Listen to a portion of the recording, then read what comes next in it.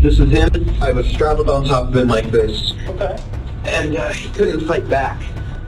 It was actually surprisingly easy. He was saying, "What are you doing? What are you doing? Why? Ah!"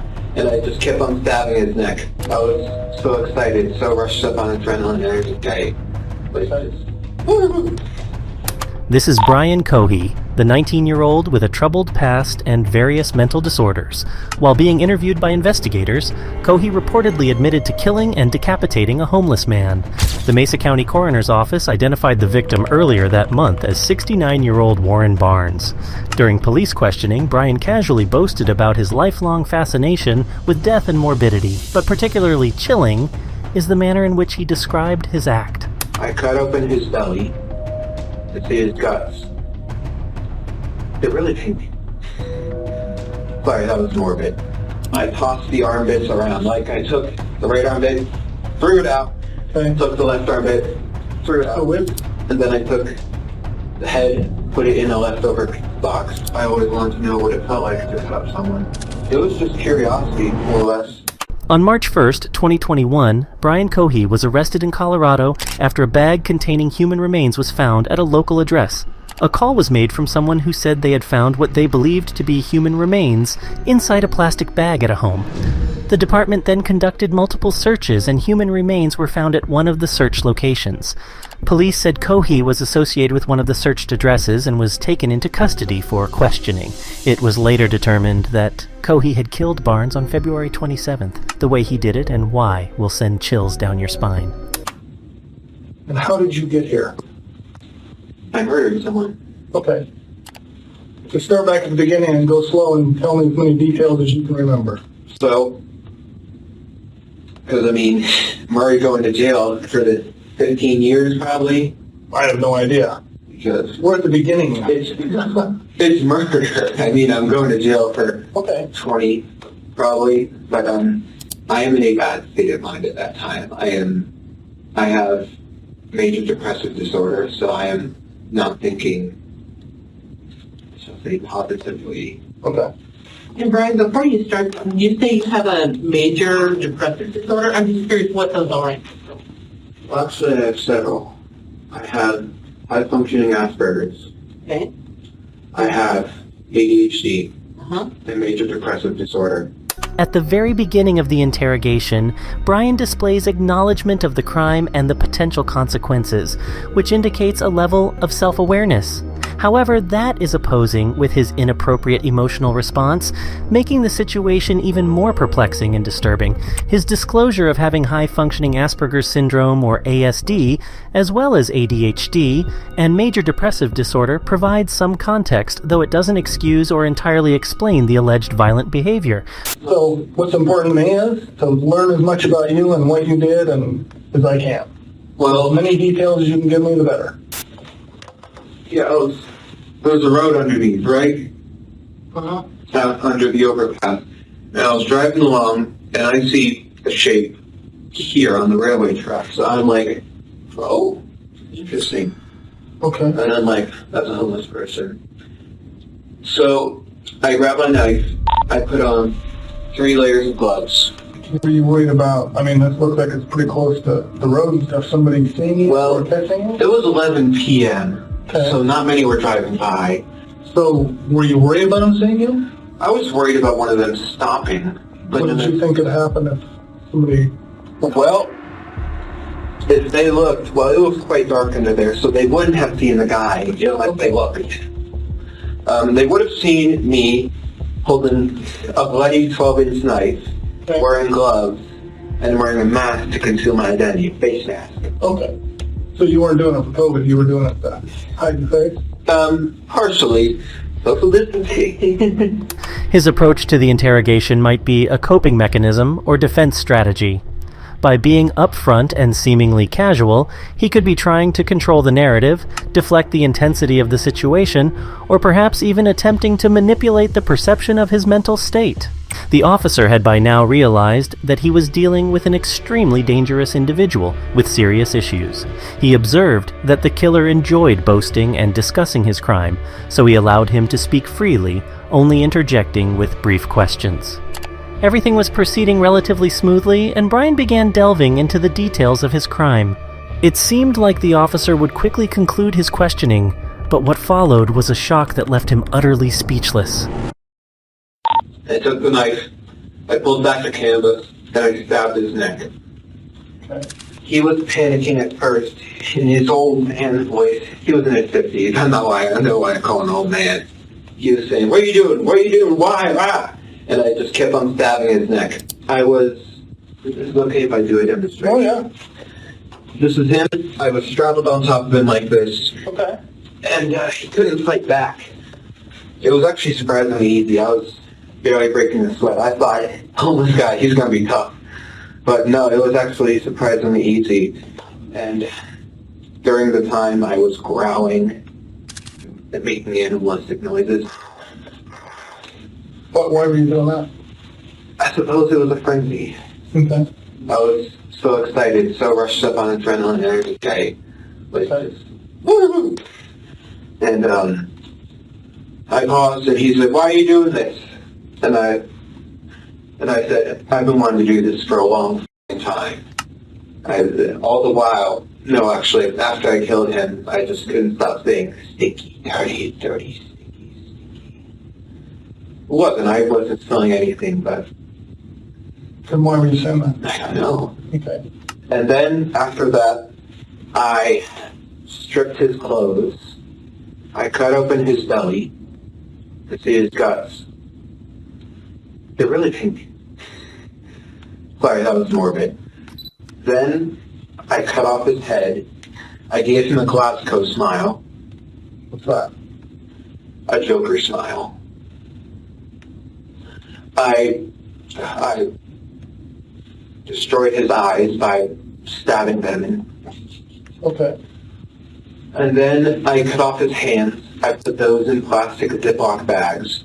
And then I cut off his right arm at this joint Okay. and at this joint. And then at this arm, I tried cutting it here, and then I tried cutting it here. But what happened was, I accidentally broke his bone. This one, it was poking out. Okay. And so I left that one here, partially cut, dismembered here, bone sticking out. And then I left his body there. And then I took the head, put it in a leftover pizza box from the dinner a few nights ago. Some individuals commit heinous acts as a way to garner attention, whether negative or positive.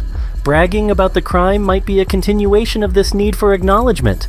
They might see the act as an accomplishment or something that sets them apart from others. Brian's calm demeanor, laughter, and seemingly friendly behavior during the interrogation, especially given the gravity of his crime, suggest a level of emotional detachment or disconnection from the situation. People with ASD can sometimes have difficulty understanding or expressing emotions in the same way neurotypical individuals do. While it is a spectrum and experiences can vary widely, it's essential to note that ASD alone does not make someone violent. While depression can lead to a variety of behavioral changes, extreme violence as described in the scenario isn't a typical manifestation. However, it's possible that profound feelings of hopelessness, anger, or despair could play a role in the individual's actions or perceptions. Brian continued to describe his crime in detail, providing investigators with everything they needed for their investigation. Actually, he gave them more than they wanted to know. I was thinking about taking out his heart. I was planning to maybe keep a finger. You haven't got that far yet. No. Right now, yeah, right. And I think you stabbed him anywhere besides, but I know you said the neck a lot of times. How many times do you think? Did you count them? No. I was going until he stopped. And here's where my car was parked. His corpse is here. Okay. You're going to want a crime scene that's roughly to the railroad tracks, because they're right here. Hid the hands and head in my room. Clean the knife, threw away the garbage with the blood on it in a washing machine, put it on high speed so it would effectively remove the blood. Washed it twice. I take his body out, I put it in the water, and because I don't want fingerprints on a body, So you cut him open, did you cut his arms off, his hands off, all that before you went home? Yeah, before I went home, I tossed the arm bits around. Like, I took the right arm bit, threw it out, Okay. took the left arm bit, threw it So out. live somewhere around that bridge? Yeah. Thank you for the walk, by the way. Sure. Do you need more? I will take another, please. You know, let me go get one, okay? I hope I'm being cooperative. Oh, you're doing great. The head, because it was starting to stink, I was planning on throwing the head and hands away. I'm sorry, I just want to make sure I have it right. The head is inside of a trash bag. It was. Well, where is it now? In the kitchen sink. My parents searched through my room and they found the head and hands. On February 27th, after selecting a victim and committing a heinous crime, Brian, who was wearing a blue jumpsuit with a mask and gloves, took parts of the victim back to his house and hid them in a closet. He meticulously described how he carefully wiped away any traces that might link him to the murder. After doing so, he traveled back to the crime scene and loaded up other remains of the victim into the trunk of his car, and then went to dispose of those parts in the river at a local boat ramp. On March 1st, local authorities received a call from a reporting party that possible human remains had been found in Cohee's closet. Upon arrival, Mesa County Sheriff deputies confirmed that they were in fact human remains. And while on scene, deputies say that Cohee immediately admitted that he killed a man. Now comes the final part where he explains his reasons and motivations behind his actions. I always knew I would be in this building, whether it was as a criminal or a police officer. I'm not a serial killer by no means. I always wanted to know what it felt like to cut up someone. Okay. So the arms was... So why did you stop? Where did you stop? Because the arms were... That's it. That's all I wanted to know was like cutting off a limb. And I'm just like, okay. Okay. And you talked about you were just kind of in a bad state that night. It was, yes. Okay. Why were you in a bad state? I didn't take my medicine, and plus for years I was wondering what murder would feel like, because you read like Ted Bundy and the Zodiac, they all say murder is the best feeling in the world. So I'm like, I'm going to try that. So how long have you been planning or looking for someone to do this with before you found this guy? About a year? About a year? No, 6 months. Do you know who the person was that you killed? No. You said you've thought about doing this for the last 6 months, a year. Yeah. Have you ever done it before? No. Okay. You got to ask, right? Yeah. How about animals? Have you practiced on anything? Yes. It's pretty big stuff. Tell us about that. Person. It was 2018 Halloween. A stray black cat had been coming around our house. This was before I moved into my mom's. This was at my dad's. And I was thinking about killing him. I then hid the body in a shoebox, and then I disposed it in the trash and got away with it. Okay. And that cat. Did you keep him for a while like you did this guy, or? I kept it for 3 days. Then it started to stink. There's a 3 rule for bodies. I like to call it the 3 rule. Okay, tell me about that. 3 days, the body starts to stink. No, 3 hours, rigor mortis sets in. Body stiffens. 3 days, the body starts to stink because of decomposition.